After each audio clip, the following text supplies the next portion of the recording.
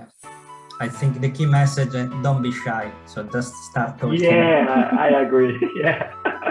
That always helps. Let's hope that whoever is watching this video is like thinking about collaboration among South America and Europe, Australia, Asia. And, so it can be like help each other with ideas. It would make the world a little bit smaller, but also nicer, I would say, if the collaborations are tightly knit and across the entire globe.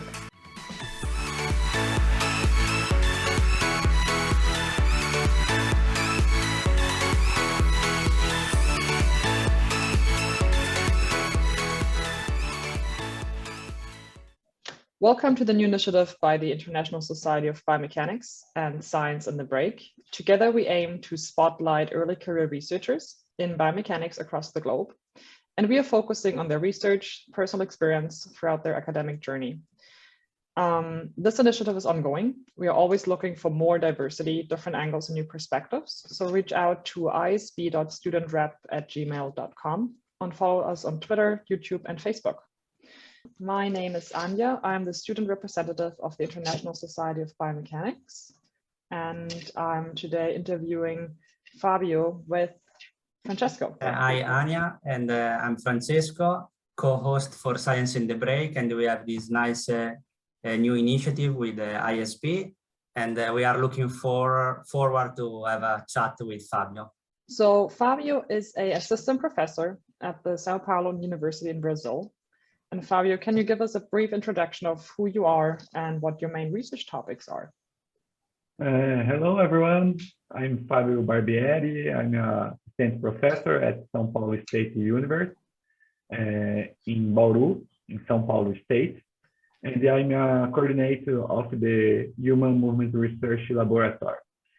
Here in the lab, we have three main topics inside the biomechanics. The first one is about the neuromechanics and the rehabilitation applied to movement disorders and aging. The main focus of this research topic is to understand the impact of the movement disorders and aging in gait and posture neuromechanics and the adaptability.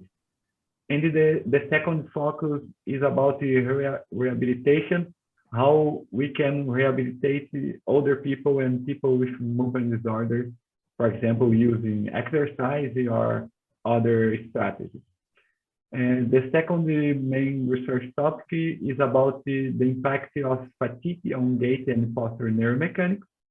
The main question here is how the people adapt the gait and posture after fatigue, especially muscle fatigue, and how they recover the neuromotor system after fatigue. How long is the recover? What is the change after fatigue? And the last one topic is about the sports performance, and we would like to understand the neuromechanics of sport movement required in sport contests and associated performance, and how to train and rehabilitate some movement and some performance of athletes, of course, considering the biomechanics. Great. I was thinking, Fabio, since you mentioned several topics ongoing on your lab, how is like the structure of your lab? How many PhD student, master student? How is it organized? Nowadays, we have three PhD students and 5 master degree students, and I think 4 or 5 undergraduate students. And each one choose the more interesting topic to research in my lab. We have the major part of students in the first focus, student movement disorder, specific Parkinson's disease. But I have a PhD student that would like to understand the cortical activity during after fatigue during posture tasks. I have one master degree student that try to understand the soccer kicking the cortical activity during soccer kicking. How does it work, the recruitment for the new students? Are there more from the same university, from Brazil? I don't know, maybe there are a lot of in connection also with other countries in South America or maybe somewhere else? This is a good question. The recruitment is not so easy nowadays, maybe because the pandemic, COVID pandemic, or the no interesting of the students. I try to make some lectures in my university to recruit some students, and I have applied some scholarships for these students. So if you have a scholarship, the chance of recruiting students is bigger. I have specific students of physical education, physical education course, and the physiotherapy course.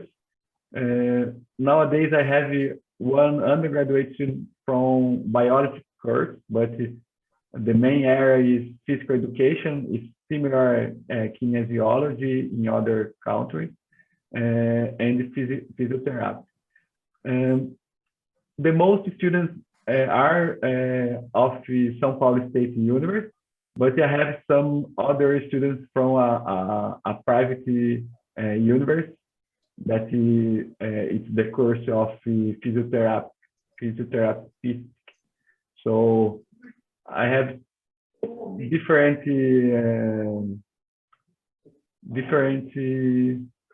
students from different areas here in my lab, and the collaboration that I have in the community project, that you have a community project for people with Parkinson's disease, that we prescribe exercise for this population. So we have a different bunch of collaboration in different areas in the health area. That makes me wonder how that relates to your own career path, because you were mentioning that physical education is a program that's very common, or at least seems to be producing nice results for PhD students to take them on. So what about your own background? Like, you were studying in Brazil, if I remember correctly. And like, what challenges have you encountered? And what is your educational background, and how does that relate to maybe also the students you're supervising now? Yeah, I have studied in Brazil during my undergraduate course and during my master degree course. During my PhD, I have experience to do two PhD, one in Brazil, in São Paulo State University, and another one in Netherlands, in Vrij University. It was a very good opportunity for me, and I learned a lot. That during my master degree and the part of my PhD, I studied specifically components of biomechanics, but part of my PhD here, I also include some context of motor control. So nowadays I use both the knowledge of the motor control and biomechanics in my studies. I think the experience that I have outside was great for changing my mind in relation to supervising students, understand more about the other cultures and the how to deal with the different people and different perspectives. So I think this was great for my formation. How did you, in a very concrete point of view, how did you set up this collaboration? It was something that you, I don't know, during conferences, you approach these people, or maybe for you just read an interesting paper? Because I think it's really interesting to understand the genesis, let's say, of a collaboration. Yeah. Don't have step by step to do this. So sometimes I receive an email from outside the research that would like to collaborate and to have a similar thoughts about something, and we start to talking, make some video call and start. For example, this happened with Professor Nicolas Guilherme from France. That is, he sent an email for me. We start to talk, and nowadays we co-supervise different students here in Brazil and in the France. So this is good. In conference, I think is a good place to do this, because you can talk with different researchers, and you can present your work. So this is a good opportunity to do new collaborations and start collaborations. And sometimes I start the connection. I send an email, or I ask something for the research, and we start to talk. I think everything is talking and plan different things. If the other side is interesting, is happen well, this collaboration. I feel like maybe that already leads towards one of the questions I had, in terms of, if you now think back when you were a PhD student, or, well, you're supervising students, what is the major tip that maybe you would tell them for an early career researcher, as an early postdoc or late PhD, late master student? What would you tell them? What you think is one of the most important lessons or skills you learned and you would like them to know? Yeah, I think you need to be well prepared for different opportunities, because you don't know when you have the opportunity to have a new job, to start your first job, or have an opportunity to postdoc. So you need to learn about everything you can, consider, for example, in this case, biomechanics, because you have different opportunities. I think you need to write well. Nowadays, it's very important, because almost all the vacancies ask you to write grants or write papers. So if you write well, will help you.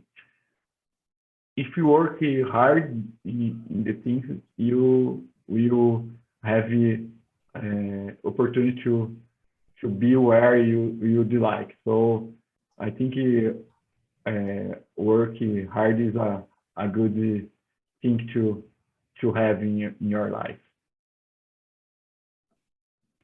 Yeah, I think the working hard part is for sure. Yeah. Yeah.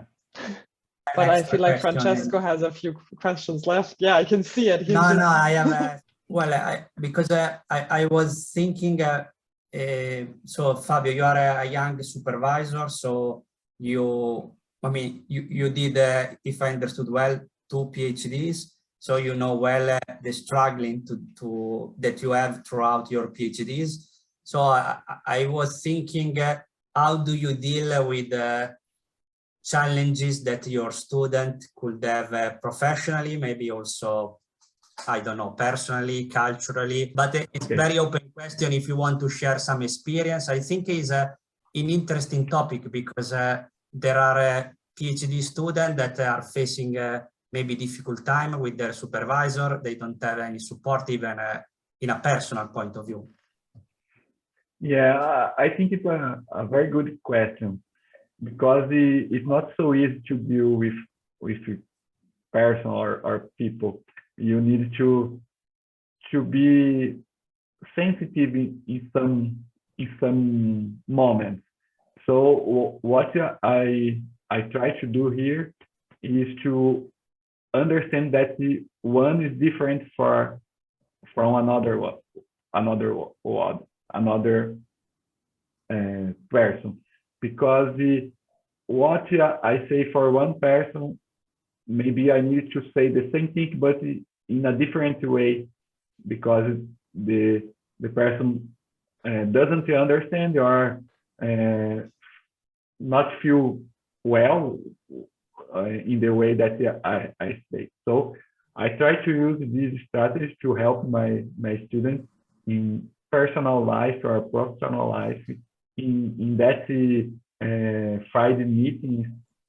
Most of the time, of course, we discuss about the project and the data and the research, but sometimes we discuss about personal things or professional, what they would like to do from 5 years. I would like to be a professor. I would like to be a other thing. We discuss this kind of thing, and I give some ideas for them what they need to do or pay attention about the other thing. So it's difficult to lead with different people, but you need to learn with each one and use different strategies. So of course, you need to have a minimum that everyone needs to do, but you need to deal in different way for each one. I think that is a lovely picture. It reminds me a little bit of the example that if 3 people want to look over a fence and there are different heights, fairness is you give everyone the exact same box of the same height to step on, but still the shortest person might not make it to look over the fence. And equality, or like inclusivity, I guess, would mean you give everyone a box that is high enough so that every single person can look over the fence. So every single student can make it. Every single student feels appreciated. They need something different from the supervisor, maybe. I think that is what I was getting from it. I think that's a very nice, and unfortunately, apparently a very rare way, and how supervisors think about it sometimes. But it's lovely that you do that. I think another important aspect is to keep the students motivated. This is very difficult because it happens a lot of things in the life, and the life of students is not only the PhD or master degree, and there are a lot of other things to do. So to keep the students motivated is a hard thing to do, and the supervisor needs to deal with that. Yeah, it's a marathon. Yeah.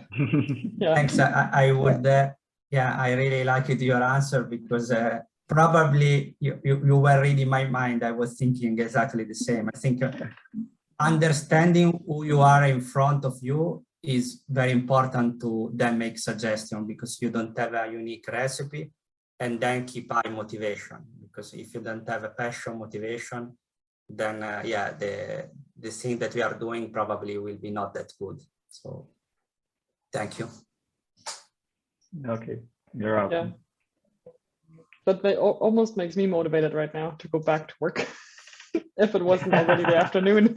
I'm like, oh, struggling. That's also one of the goals of these talks. Yeah. Make the students motivated again. Yeah, no, that's perfect. Yeah. I was wondering, because obviously I'm part of the ISB as a student rep. Are there any resources that you would like to see that ISB, for example, offers to help with these things? Or have you used already previous resources that not only ISB, but societies in general in biomechanics or physical education offered that you can say, I recommend these, or I think this is something great that more societies should think of for internships or collaborations? Yeah, I think the society would increase the application for the collaboration. Maybe it will be good to have more opportunities for that. I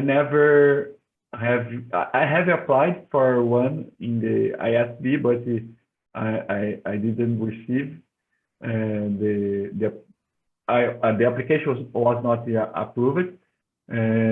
But in Brazilian Society of Biomechanics, I have received some funding to research. I received the young research of 2009, I think, and I received some funding for that. So I think the society could improve these opportunities for younger research. I think younger needs more than a full professor. So I think it's a good idea to have this application. That is something I love to hear as a student, especially. But yeah, a bright future ahead if there is more funding from those societies. Yes. Fabio, do you have anything else you feel like you want to share with us, or any few last tips or tricks, or something we're like, this is really a core thing that bothers me and I really want to get it off my chest? No, I think I would like only to invite everyone to the Brazilian Biomechanics Conference in April 2023. That will happen here in my university, and I'm the president of the conference. So in the next month we will spread the notice, but I would like to invite the parents to come here and to know a little more from Brazil and from the biomechanics here. I would love to come. I'm already saying it now. I want to come. Yeah, come here. Yeah, Me too. it would be great. Yeah. We can have an in-life person interview and not just a remote interview for once. That would be great. With that, thank you, Fabio, for your time and for your sharing your experiences with us. That was wonderful. And I hope we're going to see you soon. Well, 2023 in Brazil, Yeah. at the conference. Yeah, I hope so. It was a pleasure for me to talk about my experience in my lab and my work. So if you want to have another interview for me, that's okay. Thank you. Thank you, Fabio, for the inspiring chat. Thank you.